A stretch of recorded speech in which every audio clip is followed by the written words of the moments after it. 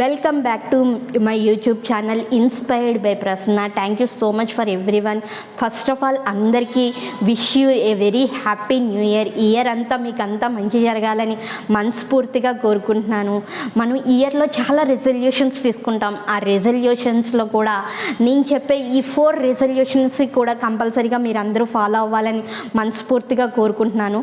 ఎందుకంటే every successful lead person ఇవి follow అవ్వి వాళ్ళకంటూ గుర్తింపు తెచ్చుకొని ఈరోజు వాళ్ళు సొసైటీలో లేకపోయినా కానీ వాళ్ళని ప్రతిరోజు గుర్తుంచుకునేటట్లు వాళ్ళ జీవితం సాగింది. సో అది నేను అబ్జర్వ్ చేశాను. సో మీ అందరికి కూడా తెలియాలి అని చెప్పేసి ఇలా షేర్ చేస్తున్నాను.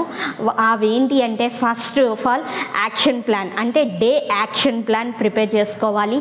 Second point is money management, very important. And third book reading.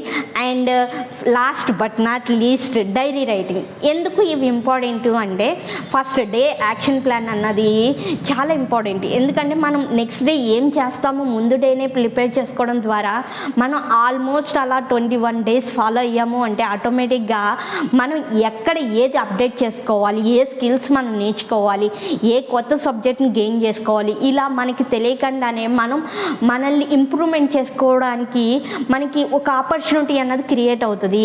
So దాని ద్వారా ఏంటంటే ఆల్మోస్ట్ ఇప్పుడు జనవరి వచ్చేసింది. జనవరి నుంచి ఫిబ్రవరి నుంచి మార్చ్, కానీ డే బై డే రోజు వెళ్ళిపోతూ ఉంటుంది. కానీ మనం ప్రోగ్రెస్ లెవెల్ అన్నది కానీ మనం ఎప్పుడు అబ్జర్వ్ చేయం. కానీ ఈ డే యాక్షన్ ప్లాన్ ద్వారా ఏంటి అంటే మనం ఎంతవరకు ప్రోగ్రెస్ చేయగలిగాం, మనం పెట్టుకున్న టార్గెట్ని డే యాక్షన్ ప్లాన్ ద్వారా ఎంత ప్రోగ్రెస్ చేయగలిగాం, ఆ జనవరి అయిపోయిన తర్వాత ఫిబ్రవరిలో అబ్జర్వ్ చేస్తే మనకు తెలిసిపోతుంది. దాని ద్వారా ఇంకా బెటర్గా మనల్ని ఇంప్రూవ్మెంట్ చేసుకోవడానికి యూజ్ అవుతుంది. ఇది నా ఎక్స్పీరియన్సే కాదు, చాలామంది ఎక్స్పీరియన్స్ కూడా నేను అబ్జర్వ్ చేస్తే నాకు అనిపించింది. సో మీ అందరూ కూడా ఈ డే యాక్షన్ ప్లాన్ అన్నది చాలా ఇంపార్టెంట్ అని గుర్తుపెట్టుకుంటారని షేర్ చేస్తున్నాను. సెకండ్ పాయింట్ వచ్చి ఏంటి అంటే మనీ మేనేజ్మెంట్. అవును, మనం సంపాదించేదానికి మనం ఖర్చు పెట్టేదానికి ఈక్వల్గా ఉండాలి. అప్పుడు బారోయింగ్స్ అన్నది ఉండదు. మనం ఏం చేస్తామంటే సంపాదించేది కాస్త ఖర్చు పెట్టేది అనంతం. సో దాని ద్వారా ఏంటి అంటే మనకి తెలియకుండానే మెంటల్ స్ట్రెస్ వచ్చేసి లేనిపోని ప్రాబ్లమ్స్ అన్నీ కూడా మనం నెత్తి మీద పెట్టుకుంటాం. కానీ మనం ఏంటి అంటే దేనికి ఎంత ఎక్స్పీరియన్స్ చేస్తున్నామో ఎవ్రీడే మనం నోట్ చేసుకోవడం వల్ల మంత్లీ నేను 20 సంపాదిస్తుంటే నేను ఖర్చు పెట్టేది 30యా, సో నా యొక్క వేస్టేజ్ ఖర్చెస్ ఏమున్నాయి అని కౌంట్ చూస్తే అప్పుడు మనకు అర్థమవుతుంది. ఎట్ ది సేమ్ టైం మనం అవుట్ సైడ్ ఫుడ్ ఎక్కువగా తీసుకోవడం వల్ల ఎంత ఎక్స్పెన్సెస్ అవుతుంది అన్నది కూడా దాని ద్వారా మనకు అర్థమైపోద్ది. ఎందుకంటే అవుట్ సైడ్ ఫుడ్ తీసుకుంటున్నాము అంటే కంపల్సరీగా ఎక్స్పెన్స్ చేస్తున్నాం. సో ఆ ఎక్స్పెన్సెస్ ఎంతకు చేస్తున్నాము అన్నది కూడా మనకు క్లారిటీ వచ్చేస్తుంది. అప్పుడు హోమ్ సైడ్ ఫుడ్ తీసుకుంటే మనం ఇంట్లో హోమ్ ఫుడ్ ప్రిపేర్ చేసుకుంటే ఎంత కాస్ట్ అవుతుంది, దీని ద్వారా ఎంత సేవ్ చేస్తున్నాము అన్న మినిమం లాజిక్ కూడా మనకు అర్థమైపోద్ది. సో దాన్ని బట్టి ఏంటి అంటే మనం అవుట్ సైడ్ ఫుడ్ తీసుకోకుండా మనల్ని మనం కంట్రోల్ చేసుకోవడానికి హోమ్ ఫుడ్ ప్రిపరేషన్కి at the same time mental stress ఉండదు, బారోయింగ్స్ ఉండవు, అట్ ది సేమ్ టైం మనకి కూడా హెల్తీగా ఫుడ్ తీసుకున్నట్టు ఎనర్జెటిక్గా కనిపిస్తాము. So that is the second point, second advantage also. At the same time book reading ఎందుకు ఇంపార్టెంట్ అంటే మన లైఫ్లో ఈ రోజుల్లో అబ్జర్వ్ చేస్తే ప్రతి ఒక్కరు కూడా ఎవరి ఇండివిజువాలిటీ లైఫ్ వాళ్ళది. సో ఎవరికి వాళ్ళు ఒంటరితనంగా ఫీల్ అవుతారు. కానీ బుక్ రీడింగ్ ద్వారా ఏంటి అంటే మనకి పరిచయం చేసేదే బుక్. అది పర్సనాలిటీ డెవలప్మెంట్ బుక్స్ అవ్వచ్చు, decision making, communication skills, money management skills, technical skills, ఏ రకంగానైనా సరే కానీ మనం బుక్ అన్నది రీడింగ్ అన్నది బిల్డ్ చేసుకోవాలి. దాని ద్వారా మనలో ఉన్న ఒంటరితనం ఏదైతే మనం లోన్లీనెస్ ఫీల్ అవుతామో అది మన దగ్గరికి చేరదు. ఇది నా అనుభవం కాదు, ఎంతోమంది సక్సెస్ఫుల్ లీడర్స్ యొక్క అనుభవం. అట్ ది సేమ్ టైం నేను కూడా దాన్ని పర్సనల్గా ఆల్మోస్ట్ 2-3 years నుంచి ఫాలో అవుతున్నాను.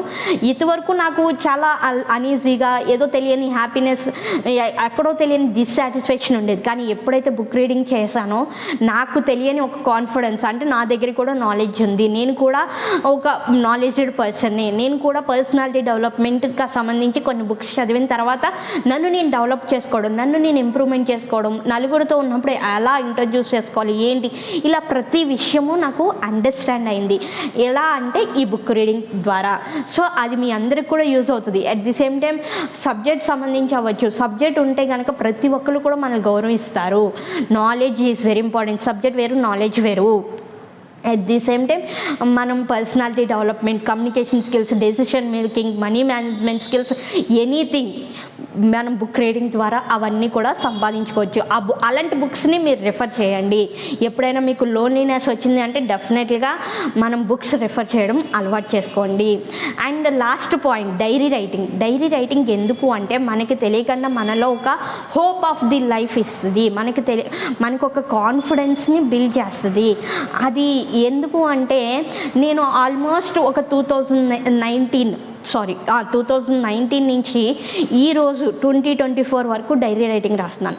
ఎందుకు అంటే అది నాకు సెల్ఫ్ని ప్రజెంట్ చేస్తుంది అన్నమాట. దాని ద్వారా ఏంటి అంటే నన్ను నేను కొత్తగా అబ్జర్వ్ చేయడానికి, కొత్తగా నన్ను నేను అప్డేట్ చేసుకోవడానికి, నేనేమైనా తప్పులు చేస్తే ఈరోజు ఈ మిస్టేక్ జరిగింది, రేపు ఇది చదవకూడదు, నేను ఇంకా ఇంప్రూవ్మెంట్ చేసుకోవాలి, నేను ఇంకా అప్డేట్ చేసుకోవాలి, ఇలాంటి పొరపాట్లు జరగకుండా చూసుకోవాలి అని చెప్పి నన్ను నేను ప్రజెంట్ చేసుకోవడానికి ఒక బెస్ట్ ఫ్రెండ్లా నాకు చాలా హెల్ప్ఫుల్ అయింది.